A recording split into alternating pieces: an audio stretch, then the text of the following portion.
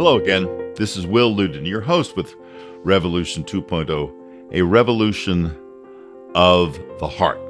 Bring you today's episode, which is It's My Opinion and It's Very True. And together, we are at episode 392. 392. The alternative title of this episode might be My Feelings Make It True. In today's Take 10 with Will Luden, we go over why unless we, you and I, get over this feelings and opinion-based approach to politics and everything important in our lives, we will never fix the ruinous divide in the United States. And fixing this is part of our overall Revolution 2.0 goal of creating better lives for ourselves, our communities, and the nation. Our feelings are part of what we feel cannot be challenged. It feels cold outside, or what you did made me feel that way. We see them as statements of absolute truth and not anything that can be challenged or denied. And if somebody goes to us and challenges or denies or tries to invalidate our feelings, we're going to double down and defend our feelings. And we're going to resent what they're saying. And sometimes we're going to resent and reject them in the process of them attacking our feelings and us legitimately defending them. That is why feelings-based politics thinking will forever preserve and deepen the political divide. We need the opposite. Facts and logic can and should often be challenged, tested, and revised. Divides narrow and sometimes disappear that way.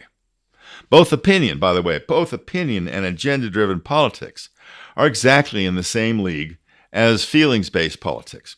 Only politics in any important thought, for that matter, based on facts and logic, is separate and better.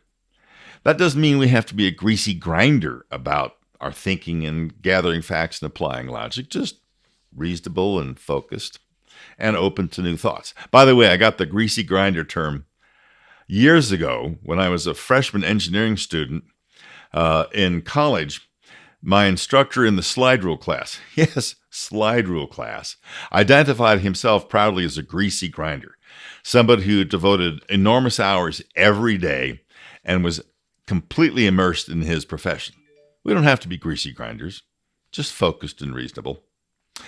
Challenge our feelings and things can easily fall apart. Challenge facts and logic and things might get better. When our politics are feelings-based, nothing gets better. It can only get worse. Challenge facts and logic, and things might very well get better. One of the core issues we deal with in everything from politics to finances to law enforcement is the substitution of feelings and opinion for facts and logic. This is the lazy approach, requiring little or no research and no logic. Just state your opinion and hold forth. And you never have to say things like, "You were right, I have changed my mind." The lazy approach delivers terrible results. Describing the feelings-based approach reminds me of the times, perhaps many times, in high school when I had not done my homework, but I still wanted to get, participation, get credit for participating in class. I hadn't done the reading or the work, but I held forth loudly and with passion, with feelings, because I didn't really have anything to stand on. And the students who had done the work knew that I was full of it. But the students who hadn't done the work heard me loud and long presenting my factless opinions, might have thought I had something to say. Does that sound familiar? That's a lot of what's going on in our world today.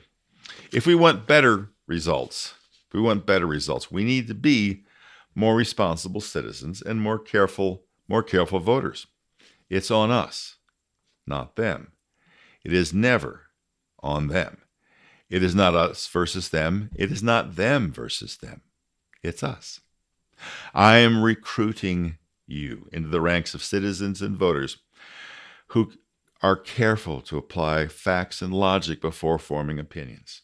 And further, to be open to changing those opinions when new information is available. That's how we drive the change we need.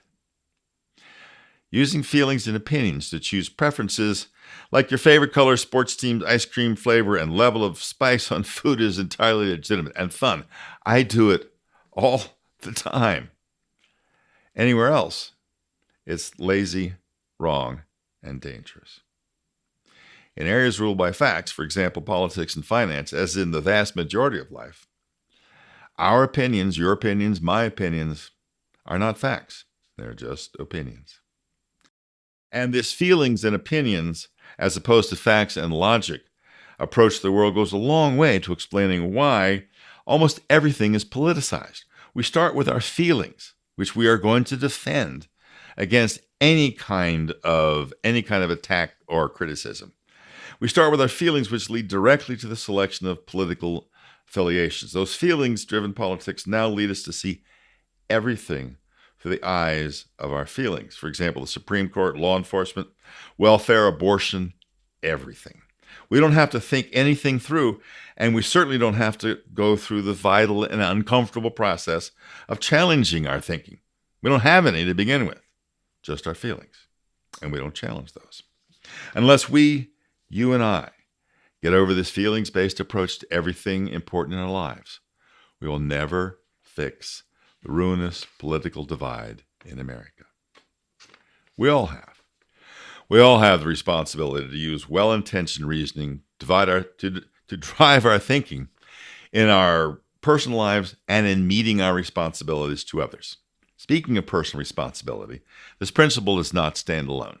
It is one of two main and interdependent principles at Revolution 2.0, which are, number one, personal responsibility.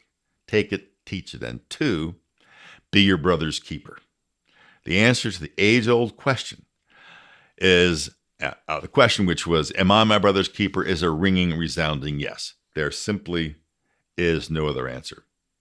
So where do you stand on the issue we talked about today, the general Revolution 2.0 principles, or the important things in your life? Where do you stand? What are you going to do? Remember, it does not matter where you stand if you don't do anything. And you can take an important first step today. Subscribe, encourage others to subscribe with you. And if you're enjoying this on YouTube, hit that like bell, and wherever you're enjoying this, give us a good rating, hit the 5 stars, make some comments, and subscribe, and encourage others to subscribe with you. And whatever you do, whatever I do, whatever we do, do it in love. Without love, anything we do is empty. This is Will Luden. We'll talk again soon. You've been listening to Revolution 2.0.